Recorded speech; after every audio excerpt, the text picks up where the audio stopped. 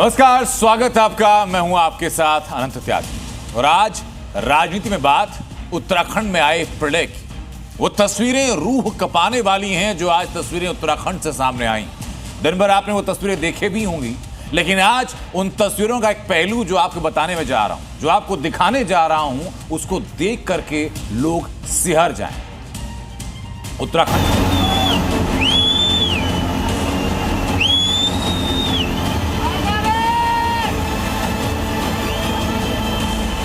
बादल फाड़ तबाही, ऐसी सुनामी देखी नहीं कभी।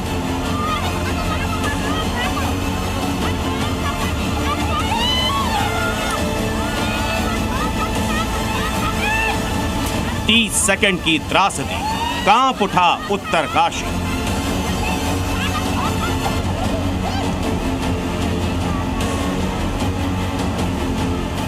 देवभूमि डूब गई, कितनी सांसें टूट गई।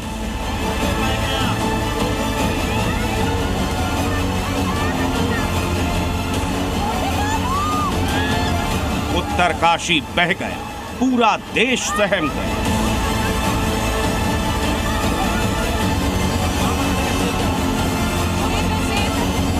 खीर गंगा में विनाश लीला लाई।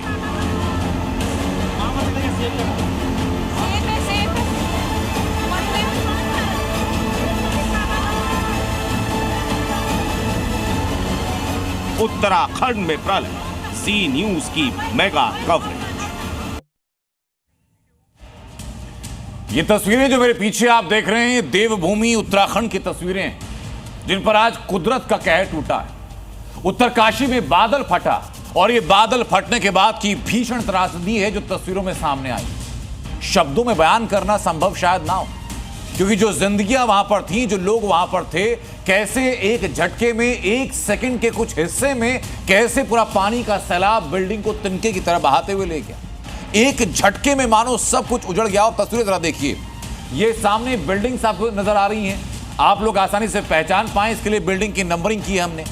और पीछे से आते हुए पानी के सैलाब की आप रफ्तार देखिए, उसकी भीषणता देखिए, भयावहता देखिए। महज 10 से 15 सेकंड का वक्त लगा और जिंदगी भर की कमाई डूबने के साथ साथ जिंदगी छिन भी गई।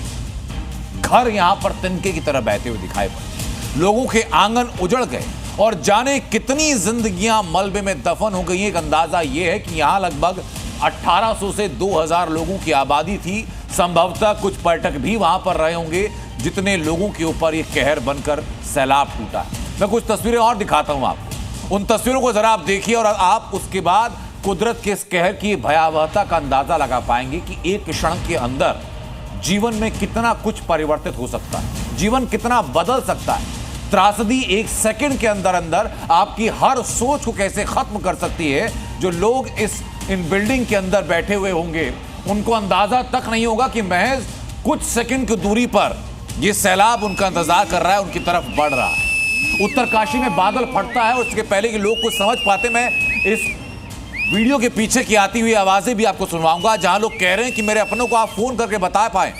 लेकिन इसके पहले कि बाकी लोग वहां मौजूद लोगों को फोन कर पाते, उसके पहले ये बिल्डिंग धराशायी होना शुरू हो गई। बिल्डिंग इसी सैलाब में डूबना शुरू हो गई, मकान तबाह हो गए, लोग भागते रह गए, लेकिन भागकर संभवतः ज्यादातर लोग खुद को शायद बचा भी ना पाए हों। कुछ और तस्वीरें जरा दिखाता हूं, वो तस्वीरें होंगी, ये 6 तस्वीरें जरा देखिए। पहली तस्वीर सैलाब की सुनामी की तस्वीर, मकान बह गए, लोग खुद को जान बचाने के लिए दौड़ रहे हैं, वहां से आपाधापी में लोग हैं, गाड़ियां डूब चुकी हैं, हर तरफ सिर्फ मलबा नजर आ रहा है। और तबाही के निशानों को अगर आप गौर से देखेंगे तो आप अंदाजा लगा पाएंगे कि जो तबाही के निशान वो सैलाब छोड़कर गया, जो मलबा यहां छोड़कर गया, वो मकानों की पहली मंजिल तक को कवर कर रहा है। यानी कि मकान की एक मंजिल अभी भी मलबे में दबी हुई है। और आमतौर पर अंदाजा लगाया जाता है कि जहां तक मलबा होता है उसके 5 से 6 फीट ऊपर तक पानी का बहाव रहा हो, यानी दूसरी मंजिल पर भी जो लोग होंगे वो भी इस सैलाब की चपेट में आए होंगे। हम उम्मीद ये करते हैं कि ज्यादा से ज्यादा लोगों का तुरंत रेस्क्यू वहां से कर लिया जाएगा। हम उम्मीद ये करते हैं कि बहुत ज्यादा जिंदगियां जाने की खबर हमें आपको ना बतानी पड़े।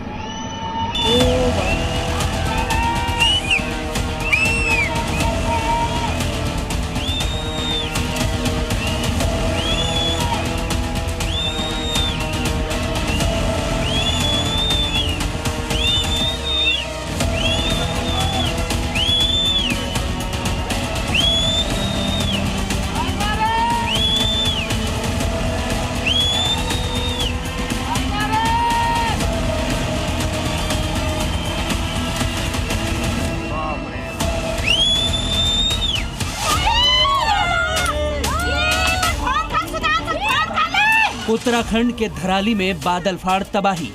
छोटे बाबू! पहाड़ों पर ऐसी सुनामी जो देखी नहीं कभी।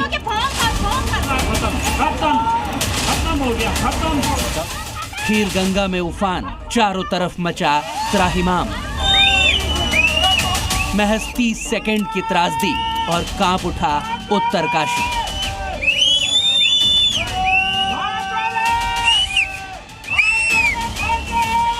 देवभूमि से आज तबाही की जो तस्वीरें आई वो किसी के भी रोंगटे खड़े कर सकती हैं। उत्तरकाशी में कुदरत का ऐसा रौद्र रूप दिखा जो कैमरे में शायद ही कहीं रिकॉर्ड हुआ हो।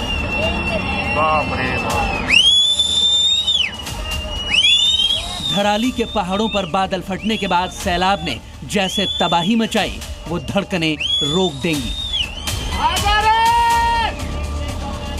पहाड़ी नदी में समंदर की तरह बहता ये मलबा न जाने कितनी जिंदगियों को फना कर गया।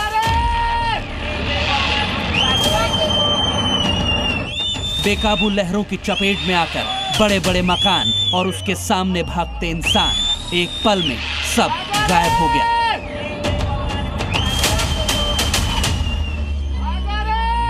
धरावी के ऊपरी इलाके में बादल फटा और उसके बाद नदी से आए मलबे ने पूरे के पूरे गांव को अपनी चपेट में ले लिया।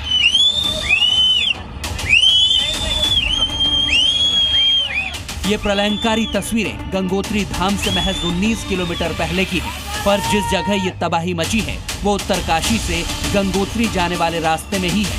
यानी कुदरत के इस कहर का असर कई इलाकों में दिखने वाला है। धराली के जिस हिस्से में हादसा हुआ उसे देखकर समझा जा सकता है कि ये पूरा इलाका टूरिस्ट प्लेस था। यहाँ दर्जनों होटल और घर बने हुए थे। जाहिर है जिस वक्त ये हादसा हुआ उस वक्त इन घरों में दर्जनों स्थानीय लोग और पर्यटक मौजूद होंगे, मगर बादलों की इस विनाश लीला में क्या मकान और क्या इंसान सब तबाह हो बर्बाद हो गए। पहाड़ों से आई सुनामी के बाद हर तरफ बर्बादी का मंजर नजर आ रहा है। पूरे इलाके में अफरा तफरी का माहौल है। हालांकि कई लोगों ने भागकर अपनी जान बचाई, मगर जिस तरह ऊंचे ऊंचे घरों और होटलों को सैलाब अपने साथ बहा कर ले गया उसे देखकर अंदाजा लगाना मुश्किल है कि जान माल का कितना नुकसान हुआ होगा। फिलहाल हादसे के बाद जो तस्वीरें सामने आई वो कलेजा कपा देने वाली है। चारों तरफ बस मलबा ही मलबा है। सड़कों का नामो निशान नजर नहीं आ रहा। बड़े बड़े घर और गाड़ियां सब कुछ मिट्टी, पानी और पत्थर में दबकर दफन हो चुके हैं। हालांकि एनडीआरएफ और एसडीआरएफ की टीम मौके पर पहुंच चुकी है और स्थानीय प्रशासन के साथ मिलकर रेस्क्यू ऑपरेशन शुरू कर दिया गया है, मगर धराली की पब्लिक और प्रशासन के लिए अभी जिंदगी की यह जंग लंबी चलने वाली है, जिसके लिए उत्तराखंड और केंद्र सरकार ने भी कमर कस ली है। उत्तरकाशी से सुरेंद्र डसीला के साथ ब्यूरो रिपोर्ट, जी मीडिया। और इस बीच की बड़ी खबर यह भी आ रही कि गृह मंत्री अमित शाह ने उत्तराखंड के सांसदों के साथ बैठक की है ताकि इस आपात स्थिति का पता लगाया जा सके और राहत बचाव कार्य कैसे करना है इस बारे में और गाइडलाइन जारी कर सके। अनिल बलूनी के साथ मीटिंग हुई। त्रिवेंद्र सिंह रावत, रानी राजलक्ष्मी ने गृहमंत्री अमित शाह से मुलाकात की है। गृहमंत्री ने जानकारी दी कि सेना की एक 90 जवानों की टुकड़ी, एनडीआरएफ की एक यूनिट और आईटीबीपी के जवानों की एक टुकड़ी धराली पहुंच चुकी है, जो वहां पर रेस्क्यू ऑपरेशन तेजी के साथ कर रही है। सबसे पहले जिस बात की गुंजाइश है, जो प्राथमिकता में शामिल है, वो ये कि वहां जो लोग तो कोई नहीं दबे हैं और अगर कोई मलबे में दबे हुए लोग हैं तो सबसे पहले उनका रेस्क्यू किया जाना है, उन लोगों को बचाना है। ये तबाही की विभीषिका बहुत ज्यादा भयानक रही। कुछ सेकंड के अंदर पूरा का पूरा इलाका सैलाब में डूब चुका था और अब सैलाब के गुजर जाने के बाद वहां है तो सिर्फ मलबा है और कई तस्वीरों में नजर आ रहा है कि मलबा वहां बने हुए मकानों की पहली मंजिल तक को दबा चुका है, उनको अपने आगोश में ले चुका है। धराली गांव में लगभग 1500 लोगों की आबादी। संभावना जताई जा रही है कि वहां पर शायद कोई टूरिस्ट, कोई पर्यटक भी वहां पर मौजूद हो। 5 होटल की जानकारी अभी तक सामने आई जो पूरी तरीके से तबाह हो चुके हैं। धराली बाजार जो है, जहां आमतौर पर भीड़ रहती है दोपहर के वक्त में, उसको भारी नुकसान पहुंचा।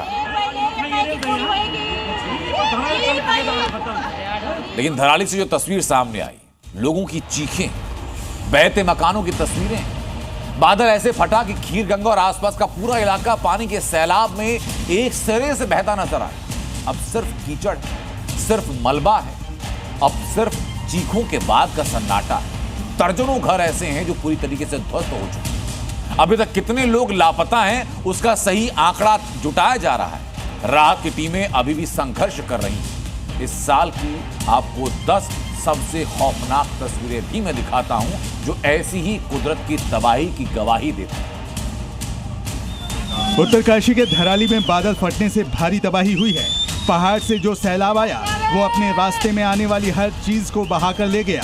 पहाड़ के निचले इलाके में मौजूद हर एक चीज सैलाब के सुनामी में बह गया। बादल फटने से पहाड़ से जो सैलाब आया उसने ऐसी तबाही मचाई कि उसे देखने वालों की भी रूह कांप गई। पानी इतनी तेज रफ्तार से आया कि एक ही झटके में वहां मौजूद मकान ताश के पत्तों की तरह सैलाब के साथ बहते चले गए। बादल फटने से खीर गंगा नदी में आई भीषण बाढ़ की वजह से वहां पूरा का पूरा इलाका पूरी तरह से तबाह हो गया।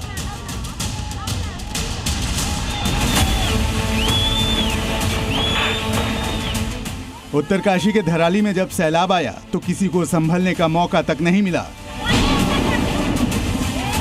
बादल फटने के बाद पहाड़ से आए सैलाब की रफ्तार इतनी तेज थी कि कुछ ही पलों में वो अपने साथ सब कुछ बहा ले गया। इस दौरान कुछ लोग अपनी जान बचाने के लिए भागते भी दिखे, लेकिन वो बच पाते उससे पहले ही सैलाब का पानी इतनी तेजी से आया कि पहले उसकी चपेट में आए मकान गिरे और फिर बाहर की सड़क पर भाग रहे लोग भी उसकी चपेट में आ गए। इसका पानी लोगों को अपने साथ बहा कर लेता चला गया।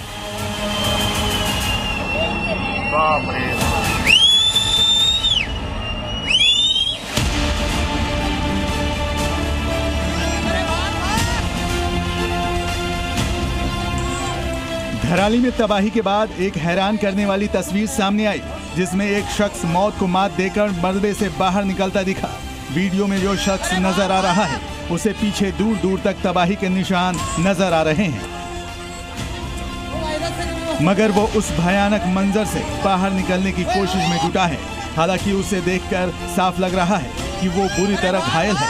वो ठीक से चल भी नहीं पा रहा है, मगर उसने हिम्मत नहीं हारी और पत्थर कीचड़ के बीच से खुद को घसीटकर निकाल रहा है। ये तस्वीर हिम्मत और हौसले की मिसाल है। साथ ही इस बात को भी चरितार्थ करती है कि जागो रखे साइया, मार सके ना कोई।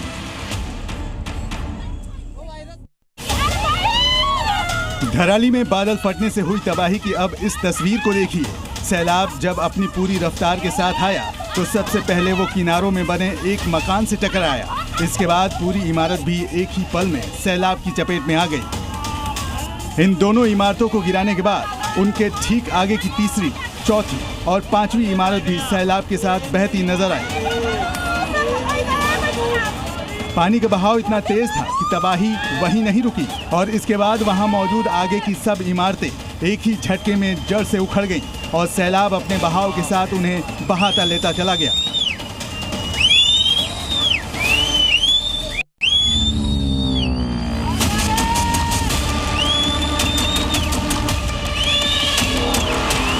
उत्तरकाशी के धराली में बादल फटने के बाद पहाड़ों से उतरा सैलाब अपने साथ हजारों टन मलबा बहा कर लाया, जिसकी चपेट में धराली गांव का आधे से ज्यादा हिस्सा तबाह बर्बाद हो गया, जिसकी गवाही इस गांव के ही एक शख्स ने अपने मोबाइल से वीडियो रिकॉर्ड कर दी।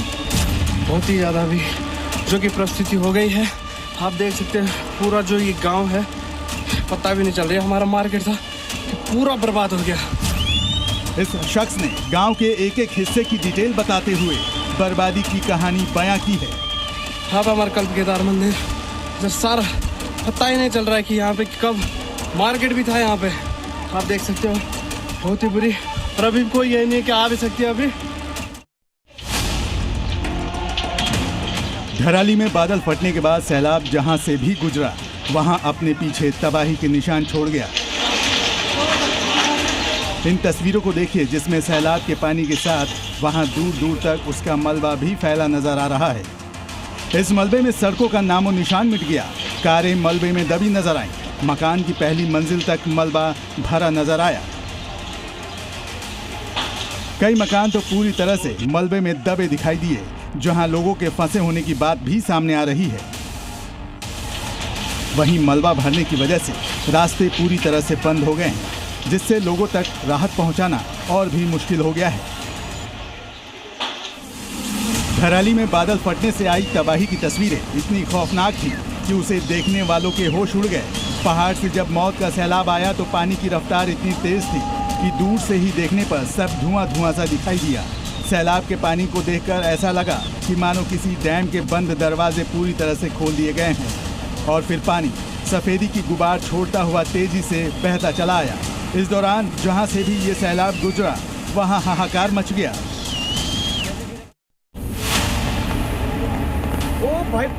बादल फटने से आए सैलाब ने वहां कुछ ही सेकंड में सब कुछ तबाह कर दिया। सैलाब के गुजरने के बाद वहां मलबे के साथ बड़े बड़े पत्थर भी हर तरफ बिखरे नजर आए। ये पत्थर पहाड़ से मलबे के साथ बहते चले आए थे, जो वहां दूर दूर तक फैले दिखाई दिए।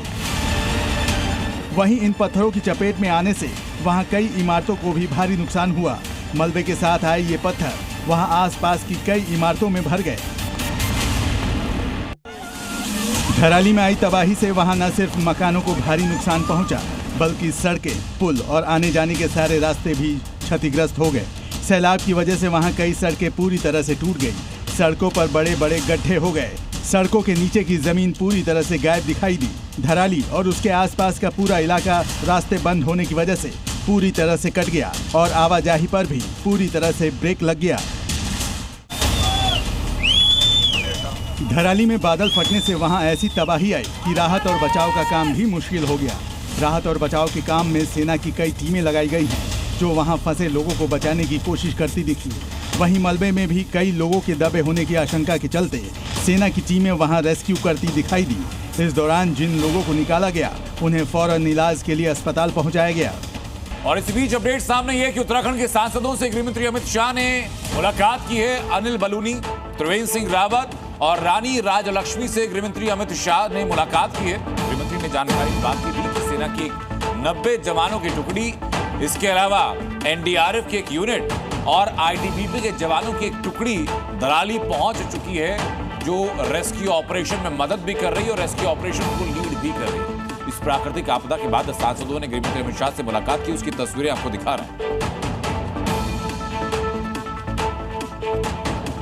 और हमारे सहयोगी रामानुज इस वक्त हमारे साथ लाइव जुड़ चुके हैं, जो कि उसी जगह पर मौजूद है। रामानुज, जरा तबाही के निशान आप दिखाइए। एक भयावह त्रासदी ये रही है, अभी तक क्या क्या जानकारी सामने है? देखिए अनंत, आपको 3-4 बड़ा अपडेट बताऊंगा। पहला यह है कि थोड़ी देर के बाद मुख्यमंत्री पुष्कर सिंह धामी एक समीक्षा बैठक करने जा रहे हैं।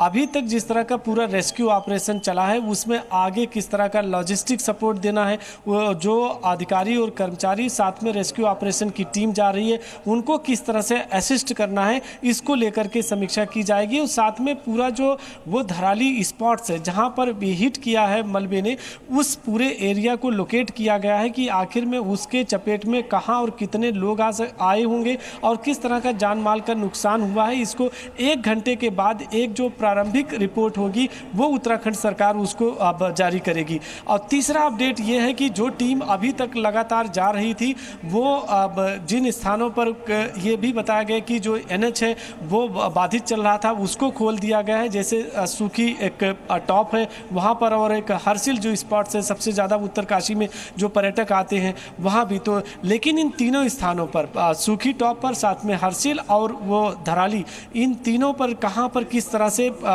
बादल फटने की वजह से वो हिट किया है, उसका भी आकलन किया जा रहा है। और इस बात को भी देखा जा रहा है कि जो भागीरथी रिवर है उसका जल स्तर क्या बढ़ा है, अगर बढ़ रहा है तो कहीं जो उसके आसपास के लोग हैं क्या उसकी वो चपेट में आ सकते हैं, इसको भी देखने की कोशिश की जा रही। तो राज्य सरकार पूरी तरह से एक एक स्टेप पर काम कर रही है। रात में भी ऑपरेशन चलाने की कोशिश है और साथ में एक जो पूरा ब्लूप्रिंट तैयार किया गया है उसमें कल सुबह से लेकर पूरे दिन ऑपरेशन कब और कैसे किस तरह से चलेगा ये पूरी तैयारी हो चुकी है। हम अपडेट के लिए रामानुज आपके पास वापस लौटते रहेंगे। बहुत शुक्रिया आपका जुड़ने के लिए। लेकिन एक बात और है जो दर्शकों को गौर करनी हो, उत्तरकाशी के धराली में तबाही अचानक नहीं आई। इसके पीछे मॉनसून की मार उत्तराखंड में एक बड़ी वजह है। उत्तराखंड में बीते 24 घंटों से लगातार बारिश हो रही है। आज उत्तरकाशी के ऊपरी हिस्से में बादल फटा। बादल फटने से खीर गंगा नदी में बाढ़ आई। खीर गंगा नदी के किनारे पूरा इलाका बसा हुआ है और वहीं पर खीर गंगा नदी से आने वाले नालों में उफान आया और धराली गांव के बड़े हिस्से को वो तबाही के हवाले कर। और इस बीच अपडेट सामने यह कि उत्तराखंड के सांसदों से गृहमंत्री अमित शाह ने मुलाकात की है। अनिल बलूनी, त्रिवेंद्र सिंह रावत और रानी राजलक्ष्मी से गृहमंत्री अमित शाह ने मुलाकात की है। गृहमंत्री ने जानकारी इस बात की दी कि सेना की 90 जवानों की टुकड़ी, इसके अलावा एनडीआरएफ की एक यूनिट और आईटीबीपी के जवानों की एक टुकड़ी दराली पहुंच चुकी है, जो रेस्क्यू ऑपरेशन में मदद भी कर रही है और रेस्क्यू ऑपरेशन को लीड भी कर रही है। इस प्राकृतिक आपदा के बाद सांसदों ने गृहमंत्री अमित शाह से मुलाकात की, उसकी तस्वीरें आपको दिखा रहे हैं। और हमारे सहयोगी रामानुज इस वक्त हमारे साथ लाइव जुड़ चुके हैं, जो कि उसी जगह पर मौजूद है। रामानुज, जरा तबाही के निशान आप दिखाइए। एक भयावह त्रासदी ये रही है, अभी तक क्या क्या जानकारी सामने है? देखिए अनंत, आपको 3-4 बड़ा अपडेट बताऊंगा। पहला यह है कि थोड़ी देर के बाद मुख्यमंत्री पुष्कर सिंह धामी एक समीक्षा बैठक करने जा रहे हैं। अभी तक जिस तरह का पूरा रेस्क्यू ऑपरेशन चला है उसमें आगे किस तरह का लॉजिस्टिक सपोर्ट देना है, वो जो अधिकारी और कर्मचारी साथ में रेस्क्यू ऑपरेशन की टीम जा रही है उनको किस तरह से असिस्ट करना है, इसको लेकर के समीक्षा की जाएगी। और साथ में पूरा जो वो धराली स्पॉट्स है जहाँ पर हिट किया है मलबे ने, उस पूरे एरिया को लोकेट किया गया है कि आखिर में उसके चपेट में कहां और कितने लोग आए होंगे और किस तरह का जान माल का नुकसान हुआ है। इसको 1 घंटे के बाद एक जो प्रारंभिक रिपोर्ट होगी वो उत्तराखंड सरकार उसको अब जारी करेगी। और तीसरा अपडेट ये है कि जो टीम अभी तक लगातार जा रही थी वो अब जिन स्थानों पर ये भी बताया गया कि जो NH है वो बाधित चल रहा था उसको खोल दिया गया है, जैसे सूखी एक टॉप है वहाँ पर और एक हर्सिल जो स्पॉट्स है सबसे ज़्यादा उत्तरकाशी में जो पर्यटक आते हैं वहाँ भी। तो लेकिन इन तीनों स्थानों पर सूखी टॉप पर, साथ में हर्सिल और वो धराली, इन तीनों पर कहाँ पर किस तरह से बादल फटने की वजह से वो हिट किया है उसका भी आकलन किया जा रहा है। और इस बात को भी देखा जा रहा है कि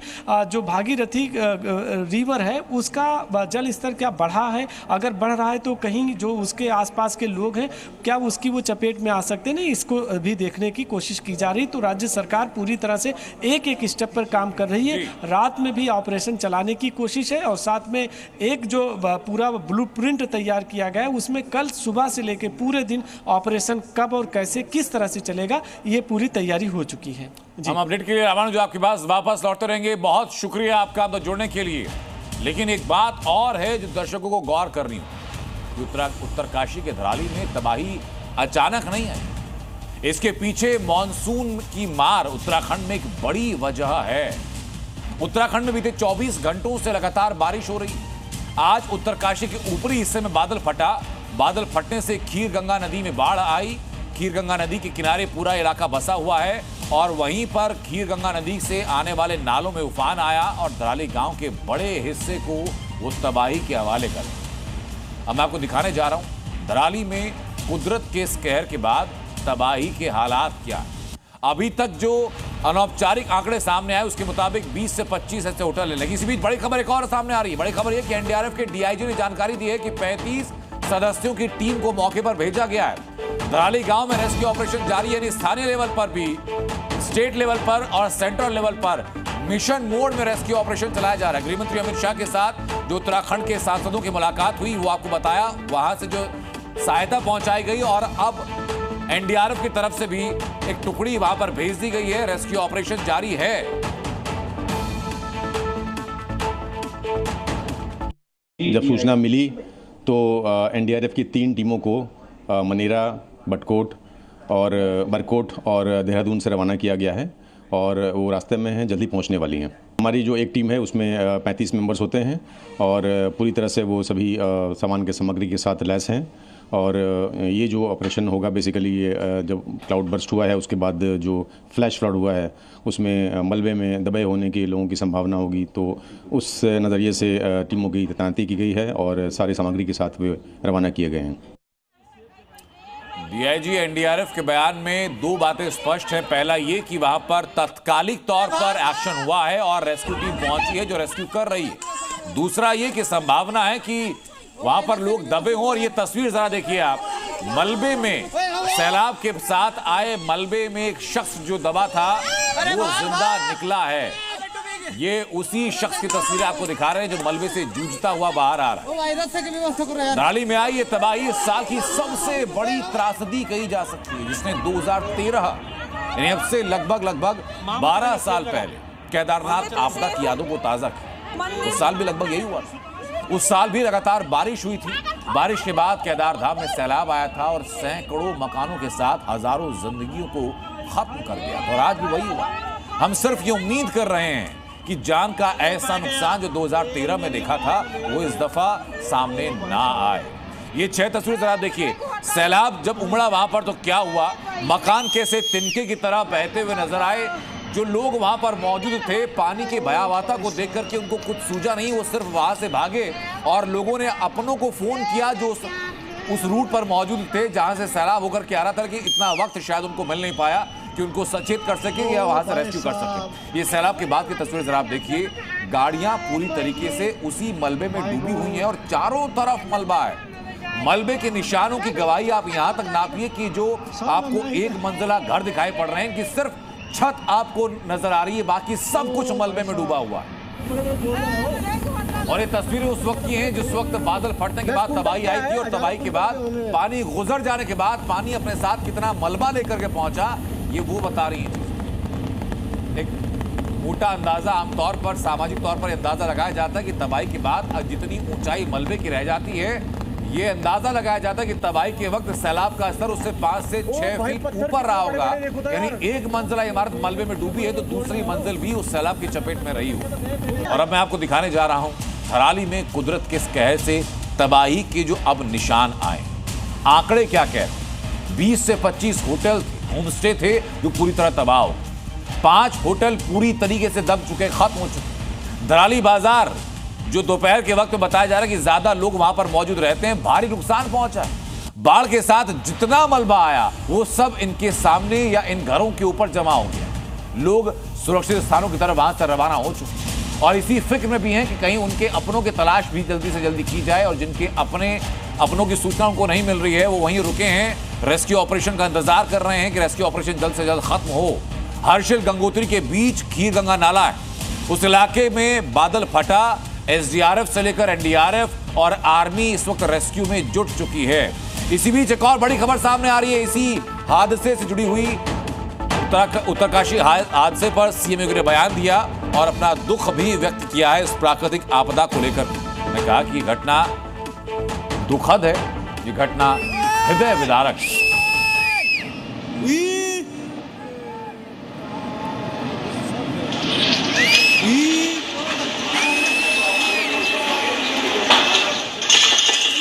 आप इन तस्वीरों को देखिए और सिर्फ पीछे से आती हुई आवाजों को जरा सुनिए। तस्वीरें आपको भयावहता दिखाएंगी, बताएंगी और वो आवाजें आपको बताएंगी कि उस वक्त लोगों की मनोदशा वहां पर क्या थी।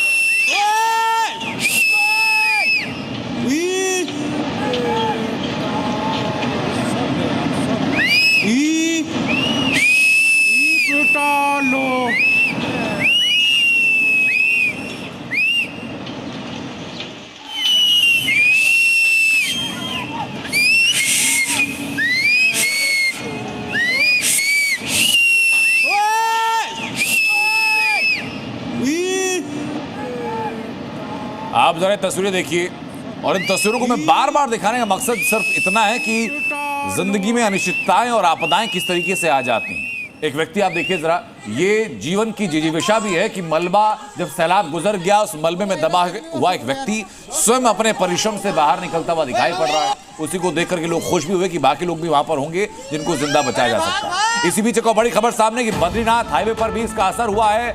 मलबा बहकर के सड़क पर आ गया है। बद्रीनाथ हाईवे पर भी बाधित हो चुका है। ये सैलाब का जो मलबा है ये बह करके सड़क पर आया, जिसके चलते वहां पर बद्रीनाथ हाईवे भी बाधित हो चुका है। अब इसकी बड़ी परेशानी ये है कि उस तरफ से जो मूवमेंट रेस्क्यू ऑपरेशन टीम्स का अगर होता तो उनको जरूर कुछ मशक्कत का सामना करना पड़ सकता है।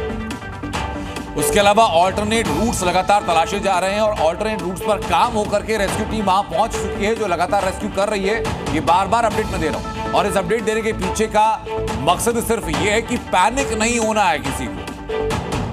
इस आपदा के बाद पैनिक मोड में ना आए।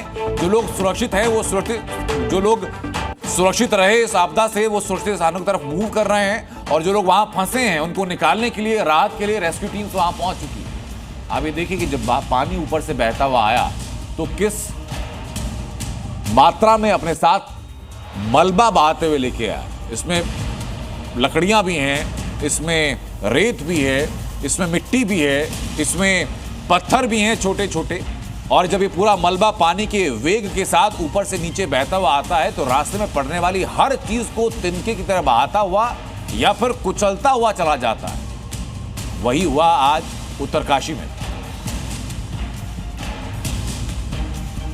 और अब जरूरी है आपके लिए जानना भी कि धराली का वो हिस्सा कैसा है जहां आज ये तबाही हुई है। उत्तरकाशी के हर्षिल घाटी का हिस्सा है धराली गांव, जहां आज ये तबाही हुई। आमतौर पर गंगोत्री धाम जाने वाले पर्यटकों का एक अहम पड़ाव भी है। समुद्र तल से ऊंचाई लगभग 9000 फीट। 2011 की जनगणना के मुताबिक 137 परिवार, लेकिन अभी तक की जानकारी के मुताबिक लगभग 1500 लोगों की आबादी। गांव की जनसंख्या बताई जा रही है 583, 307 पुरुष, 276 महिलाएं, लेकिन 2011 के आंकड़े हैं जो आखिरी जनगणना हुई थी। उसके बाद अभी जो टेंटेटिव नंबर बताया जा रहा है वो लगभग 1500 का है। 10 कुंटल क्या है, हजारों कुंटल के होंगे।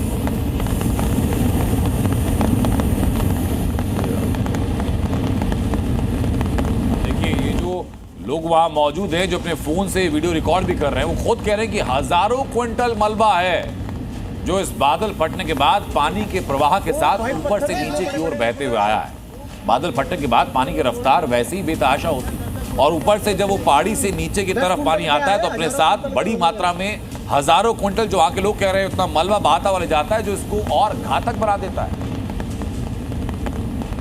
तबाही संभवतः इस साल की सबसे बड़ी प्राकृतिक त्रासदी है। इसने ठीक याद दिलाया कि 2013 में क्या हुआ। वहां पर भी हजारों जिंदगियों का नुकसान हुआ।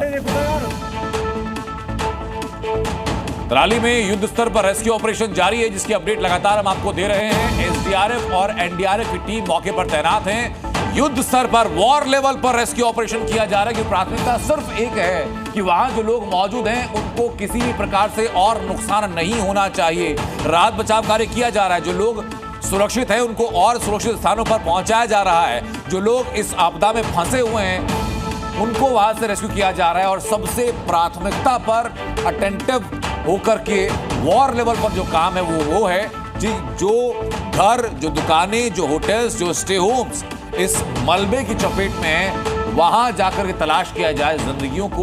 कि जैसा कि अभी तस्वीर सामने आई थी, मलबे से एक युवक, एक व्यक्ति खुद बचता हुआ बाहर निकलता है, तो यह संभावनाएं बहुत ज्यादा हो जाती हैं कि जो वहां पर होम स्टेज हैं, जो होटल्स हैं, वहां पर लोग मौजूद हो, क्योंकि गंगोत्री जाने वाले लोगों का ये एक अहम पड़ाव है।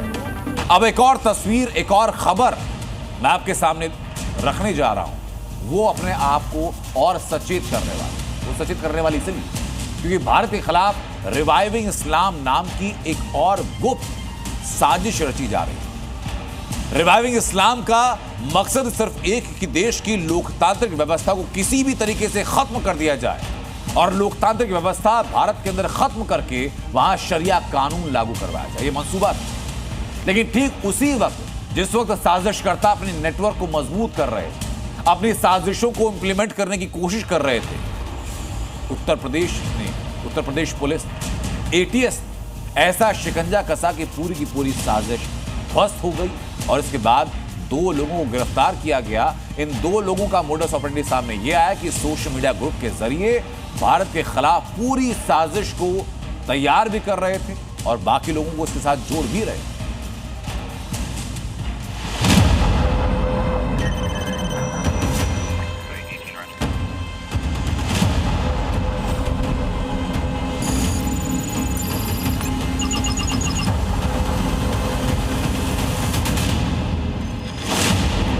वो भारत को इस्लामिक स्टेट बनाना चाहते थे।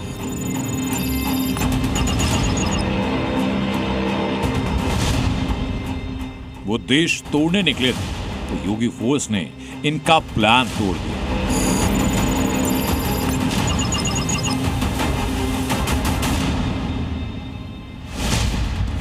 दो चेहरे, दो नाम, दो शहर, लेकिन मकसद एक, भारत को इस्लामिक स्टेट बनाना। और इस मिशन का नाम था रिवाइविंग इस्लाम। रिवाइविंग इस्लाम नाम का सोशल मीडिया ग्रुप पाकिस्तान के इशारे पर हिंदुस्तान के खिलाफ जहर उगल रहा था और देश को तोड़ने की साजिश रच रहा था। ये जो दो चेहरे आप देख रहे हैं, ये भारत की जड़ों को खोखला करने की साजिश में शामिल गद्दार हैं। मकसद था शरिया कानून थोपना, हिंदुओं के खिलाफ नफरत फैलाना और देश में जिहाद फोर्स तैयार करना।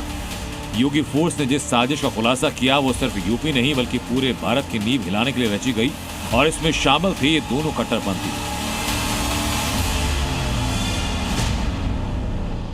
पहला नाम उसामा शेख, जो महाराष्ट्र के बदलापुर से गिरफ्तार किया गया।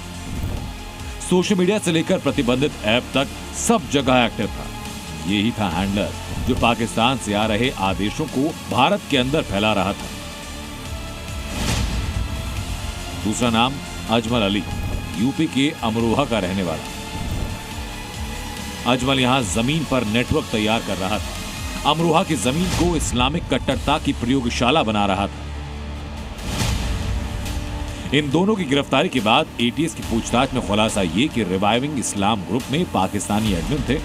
रिवाइविंग इस्लाम सोशल मीडिया ग्रुप में पाकिस्तानी एडमिन समेत 400 पाकिस्तानी जुड़े हुए थे, जो इस ग्रुप के जरिए भारत में शरिया शासन लागू करने की बात करते थे। वो कहते थे कि लोकतंत्र को मिटाओ, सरकार को गिराओ, जिहादियों की फौज खड़ी करो और हिंदुस्तान को इस्लामिक स्टेट बनाओ। ये ग्रुप पाकिस्तान के 3 नंबर के ग्रुप एडमिन से ऑपरेट होता था। ऐसे में अब जांच एजेंसियां इस पूरे मामले को लेकर हर एक एंगल पर जांच कर रही हैं। जांच एजेंसियों को इस ग्रुप पर एक मैसेज भी डिकोड हुआ है, जिसमें इस बात का जिक्र किया गया था कि आतंकी सैफुल्लाह की मौत का बदला लेना है। आतंकी सैफुल्लाह 2010 में सेना के ऑपरेशन में मारा गया था। ये एक ऑपरेशन था, एक पूरा ब्लूप्रिंट था कि कैसे देश में अराजकता फैलानी है, कैसे हिंदुओं के खिलाफ नफरत का माहौल बनाना है, कैसे सोशल मीडिया से लेकर जमीन तक कट्टरपंथ का साम्राज्य खड़ा करना है। एटीएस को पता चला कि जिहादी नेटवर्क सिर्फ 2-4 लोगों तक सीमित नहीं था। इनके पास फंडिंग के लिए अलग टीम, ट्रेनिंग के लिए अलग टीम और मॉड्यूल को ऑर्गेनाइज करने के लिए अलग 4 टीम तैयार थी। और भारत में साजिश का हैंडलर था उसामा शेख। उसामा महाराष्ट्र के बदलापुर का रहने वाला, सिमी से जुड़े होने का शक है। परिवार अपना पक्ष यहाँ पे रखने के लिए तैयार नहीं है। जाहिर तौर पर पड़ोसी जरूर अपनी बात कर रहे हैं यहाँ पर कि वो बहुत चुपचाप रहता था, अपने परिवार के साथ रहता था, ज़्यादा किसी दोस्तों के साथ घूमता नहीं था, बेहद शांत स्वभाव का था।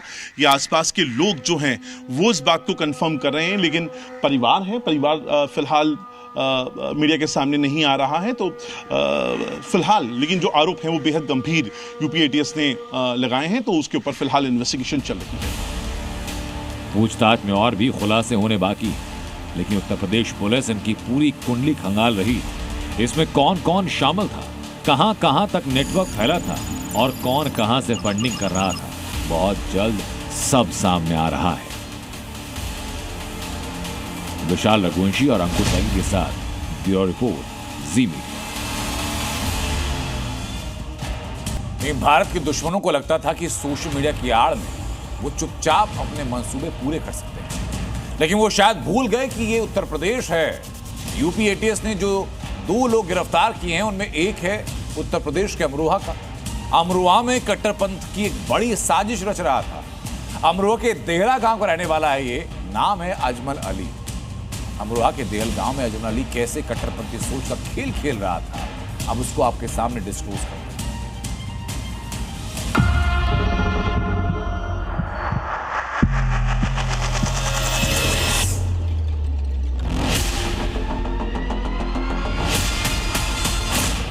हैरान हो गए कि इतना छोटा लड़का इस तरीके से कैसे फंस गया। क्या पता मोबाइल में बच्चा क्या कर रहा है। थोड़ा विवेक नहीं था उस लड़के के पास, उससे जो है ज़्यादा माइंड ब्राश कर दिया है। उत्तर प्रदेश का अमरोहा जिला वेस्ट यूपी जोन के सबसे सेंसिटिव इलाकों में से एक, धीरे धीरे इस्लामिक कट्टरपंथ का अड्डा बनता जा रहा है। यहीं का रहने वाला था अजमल अली, देहरा गांव का निवासी और अब भारत का दुश्मन।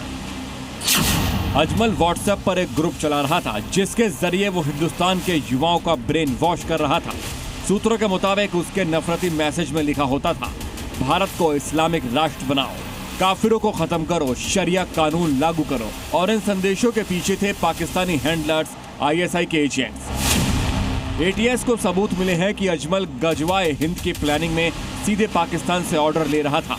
लेकिन सवाल यह है कि अमरोहा का ये लड़का पाकिस्तान के आतंकियों से जुड़ कैसे गया। जी न्यूज की टीम अमरोहा के दोहरा गांव पहुंची, जहां अजमल का परिवार और गांव वाले उसकी गिरफ्तारी से हैरान हैं। उसके दादा असलम अली ने कहा है कि अजमल का ब्रेन वॉश किया गया, वो तो सीधा लड़का था। ये हो सकता है ब्रेन वॉश करके, भाई मोबाइल सुनते सब बच्चे सुनते हैं, तो उसके भी हाथ में मोबाइल था।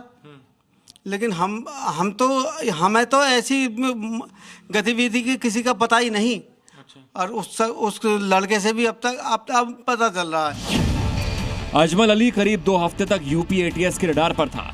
उसके फोन को ट्रैक किया गया, सोशल मीडिया ग्रुप की मॉनिटरिंग की गई और फिर 1 अगस्त को उसे गिरफ्तार कर लिया गया। इस्लामिक रिवॉल्विंग जो ग्रुप है, इस ग्रुप में कई ऐसे लोग शामिल हैं जिसमें पाकिस्तानी मैसेज को भी बढ़ाया गया है। सैफुल्लाह के मौत का बदला लेने की बात कही गई है, सांप्रदायिक हिंसा फैलाकर गजवाए हिंद लागू कर शरिया कानून लागू करने की बात उस ग्रुप में कही है। लिहाजा एटीएस की टीम इस पूरे ग्रुप में तमाम जितने भी एडमिन के लोग हैं, 2 एडमिन के लोग हैं, इसके अलावा जो ग्रुप के लोग हैं उसके बारे में जानकारी जुटा रही है। अमरोहा का रहने वाला ये युवक व्हाट्सएप, टेलीग्राम और सिग्नल जैसे प्लेटफॉर्म्स पर कट्टरता फैला रहा था, हिंदुओं के खिलाफ जहर उगल रहा था और भारत के खिलाफ जंग का ऐलान कर रहा था। अजमल अली के गांव वाले उसके बारे में क्या कह रहे हैं, ये भी सुनिए। अब ये हमको इसका पता नहीं है, लेकिन ये है ना, आप समझिए ये कदम उठा लिया, थोड़ा विवेक नहीं था उस लड़के के पास, उसका जो है ज़्यादा माइंड ब्रास्ट कर दिया है, इसी वजह से हमें ऐसा लगता है। बहुत सही है, ऐसा कुछ नहीं है, लेकिन मोबाइल में अधिकतर लड़के रहते हैं अधिकतर, लेकिन अब क्या पता मोबाइल में बच्चा क्या कर रहा है। आदत पड़ सकती है किसी भी चीज़ की, अब क्या पता वो क्या कर रहा है मोबाइल में, हमें तो इस बात की नॉलेज है नहीं। आज तक उसके बारे में ऐसा कुछ पता नहीं चला। हालांकि जब सुना हमने तो हम काफ़ी हैरान हो गए कि इतना छोटा लड़का इस तरीके से कैसे फंस गया। अजमल अली इस्लामिक साजिश के मिशन का लोकल ऑपरेटर था, जो अपने गांव में ही जिहादी नेटवर्क फैला रहा था। यूपी एटीएस अब इन सुरागों को जोड़ रही है और इस पूरे डिजिटल आतंकवाद को ध्वस्त करने की तैयारी में है। अमरोहा से राजू राज के साथ जी मीडिया। और मालेगांव ब्लास्ट पर सुप्रीम कोर्ट के फैसले से राजनीतिक गलियारों में एक नई बहस छिड़ चुकी है। आरोपियों की रिहाई के साथ कांग्रेस की भगवा आतंकवाद का नैरेटिव फेल हुआ। इसके बाद बीजेपी अब लगातार कांग्रेस पर हमलावर है और इसी कड़ी में उत्तर प्रदेश के मुख्यमंत्री योगी आदित्यनाथ का नाम भी जुड़ चुका है। सहारनपुर से कांग्रेस पर क्या वार किया योगी आदित्यनाथ ने, सुनिए जरा।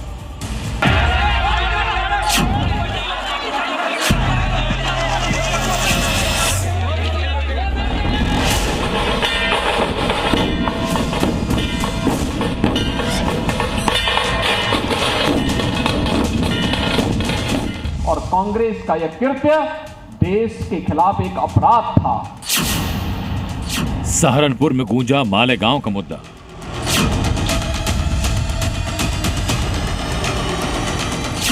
भगवा आतंकवाद पर योगी का करारा वार।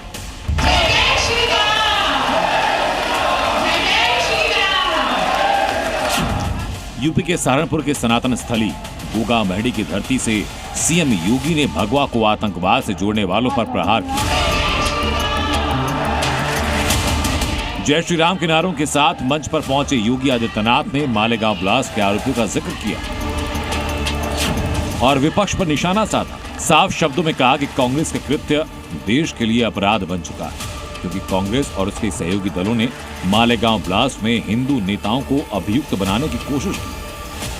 आतंकवाद के प्रति सौंप और राष्ट्रवादी नागरिकों के लिए, राष्ट्रवादी संगठनों के लिए क्रूर बन करके उनको पूरी तरह समाप्त करने की कुत्सित चेष्टा एक आतंकी कृत्य है और कांग्रेस का यह कृत्य देश के खिलाफ एक अपराध था। कैसे तत्कालीन कांग्रेस की पार्टी की सरकार ने और उनके सहयोगी दलों ने हिंदुओं को अभियुक्त बना करके, आरोपों को घेरे में ला करके सभी हिंदू नेताओं को अभियुक्त बनाने की कुत्सित चेष्टा कैसे की थी, एटीएस के खुलासे से सारे तथ्य सामने आ रहे हैं। इसके पहले सीएम योगी ने सहारनपुर के मंच से 381 करोड़ की विकास योजनाओं का लोकार्पण और शिलान्यास किया। फिर बात महाकुंभ से शुरू हुई, मालेगांव तक पहुंची और इसी सियासी चक्रव्यूह में योगी ने कांग्रेस के साथ सपा को भी घेरा। महाकुंभ में देखा होगा पूरी दुनिया आई थी, 66 करोड़ से अधिक श्रद्धालु वहां पर आए। दुनिया से अपना पैसा खर्च करके लोग आ रहे हैं, लेकिन परेशानी हो रही थी कांग्रेस और समाजवादी पार्टी के लोगों को। उनको परेशानी इस बात की हो रही थी कि सनातन धर्म का वैभव और गौरव इतना ऊंचा कैसे हो जा रहा है। इनको भारत की विरासत पर गौरव की अनुभूति नहीं होती है। भारत और भारतीयता अगर आगे बढ़ता है तो इनको परेशानी होती है, लेकिन अगर कहीं आतंकी वारदात होती है तो आतंकी वारदात को संरक्षण देने के लिए छाती चौड़ी करके लोग आगे बढ़ने का कुत्सित प्रयास करते हैं। योगी यहीं नहीं रुके। सनातनी प्रथा और राष्ट्रीयता की नींव पर चुनावी महाभारत का बिगुल फूंकते हुए सीएम योगी ने विपक्षी दलों पर हमले के लिए काशी विश्वनाथ धाम और राम मंदिर का उदाहरण भी पेश किया। मां शाकंभरी का कॉरिडोर ये बनाएंगे, काशी विश्वनाथ धाम बनाने का कार्य ये लोग करेंगे, अयोध्या में राम मंदिर के निर्माण के लिए ये लोग कुछ प्रयास करेंगे, या महाकुंभ का भव्य और दिव्य आयोजन ये लोग कर पाएंगे, इसकी कल्पना भी नहीं की जा सकती थी। इसके पहले सीएम योगी ने पीएम मोदी के साथ मिलकर वाराणसी में विकास योजनाओं की नींव रखी और विपक्ष पर जबरदस्त प्रहार किया था। जाहिर है 2027 की चुनावी बिसात बिछ चुकी है और बीजेपी के तरकश में राष्ट्रवाद और भगवा आतंकवाद जैसे कई तीर हैं जिनकी मार विपक्ष को झेलनी पड़ सकती है। ब्यूरो रिपोर्ट, जी मीडिया। अब खबर दिल्ली से। लाल किले की सुरक्षा में चूक हुई और उस चूक के बाद हड़कंप। लाल किले में सिक्योरिटी ड्रिल की गई। इस ड्रिल के दौरान वहां सादी वर्दी में एक टीम पहुंची, डमी बम जिसके पास था, और वो टीम इसी ड्रिल में डमी बम लेकर के लाल किला परिसर के अंदर घुसने में कामयाब हुई और इसी के बाद वहां की सुरक्षा को लेकर कई सवाल भी खड़े हुए।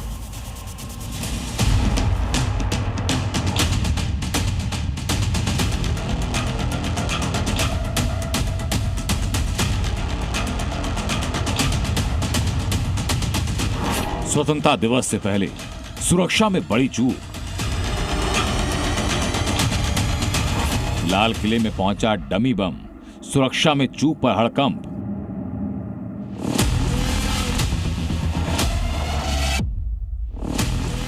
ठीक 10 दिन बाद 15 अगस्त को स्वतंत्रता दिवस के मौके पर पीएम मोदी लाल किले की प्राचीर पर तिरंगा फहराएंगे। देश के नाम संबोधन होगा, लेकिन उसी लाल किले की सुरक्षा में बड़ी चूक सामने आई, जिससे पूरा सिक्योरिटी सिस्टम सवालों के घेरे में आ गया। सुरक्षा में चूक वहां तैनात पुलिस कर्मियों की लापरवाही से हुई, जिसकी वजह से लाल किले के अंदर एक डमी बम को पहुंचा दिया गया। सिक्योरिटी ड्रिल के दौरान सादी वर्दी में पुलिस की टीम लाल किला परिसर में घुसी, अपने साथ डमी बम ले गई और सुरक्षा में इसको बड़ी चूक माना गया, जिस पर एक्शन लेते हुए वहां तैनात 7 पुलिस कर्मियों को सस्पेंड किया गया। लाल किले की सुरक्षा में तैनात 7 पुलिस कर्मियों को सस्पेंड कर दिया गया है। दरअसल 15 अगस्त के कार्यक्रम को लेकर दिल्ली पुलिस लगातार सिक्योरिटी ड्रिल करती है। बीते शनिवार को स्पेशल सेल की एक टीम ने इसी ड्रिल को अंजाम दिया था और उस दौरान ड्यूटी में लापरवाही की वजह से 7 हेड कांस्टेबल और कांस्टेबल को सस्पेंड किया गया है। स्पेशल सेल की एक टीम ने दरअसल यहां ड्रिल किया था और उस दौरान टीम ने सिविल ड्रेस में लाल किला परिसर में प्रवेश किया और एक डमी बम लेकर गई। इस दौरान वहां तैनात पुलिसकर्मी उस बमी डम का पता नहीं लगा सके, जो सुरक्षा में बड़ी चूक मानी गई। इसी के चलते उन्हें सस्पेंड कर दिया गया।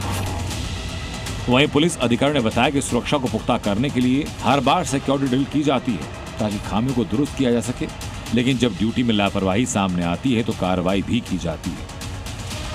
कई बार ऐसी मॉक ड्रिल्स होती हैं जिसके अंदर हम लोग देखते हैं कि कोई डमी लेके जाता है तो उसको कैसे रोकते हैं, उसको नहीं रोकते तो क्यों नहीं रोक रहे हैं। तो उसी के तहत हम लोग जो है कल भी हम लोगों ने 5 डमी डिटेक्ट किए हैं, परसों 6 डमी भी डिटेक्ट किए थे। और जब नहीं कर पाते हैं तो हम उस कंसर्न स्टाफ के अगेंस्ट जो है करेक्टिव एक्शन लिया जाता है।